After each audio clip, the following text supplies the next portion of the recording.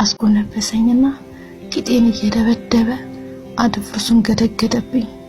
አንገላታኝ፣ አስጮኸኝ። ሻወር እንውሰድ አልኩትና ወደ ሻወር ገባን። የሻወሩ ሙቅ ውሃ እላያችን ላይ እየተረጨ የያዝነውን ትግል የሚያገላግል ሰው ምንም የለም። ከሻወር ተሸክሞኝ ይዞኝ ወጣና ያልጋው ጫፍ ላይ አንገላገለኝ፣ ወቀጠኝ፣ አፈጣጠነው። በጣም አቃተኝ። ሲበዛብኝ በእግሬ ገፈተርኩትና አደፍርሱን መነገርኩለት። አደፍርሱን የምላችሁ ስም ስላጣሁለት ነው። በጣም ደስ የሚል ቁላና ትልቅ ቁላ ነው ያለው። ልትገለኝ ነው እንዴ አልኩት። ቀላል እገልሻለሁ።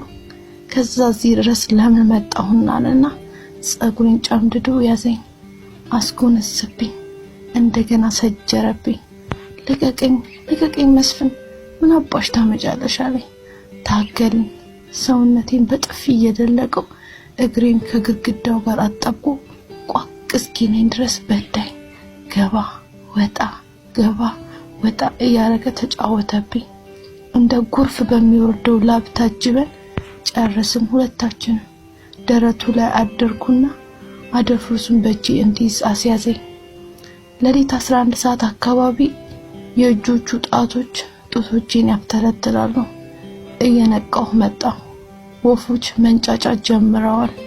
ማታ ያንገላታውን ሰውነቴን በማሻሸትና መላ ሰውነቴን በመሳብ አቀላለጠው። በምላሱ ላስ ያረገ እምሴ ድረስ እየወረደ ውስድ አድርጎ ይመልሰኛል፣ ገሎ ያድነኛል። እምሴንም ጫፍ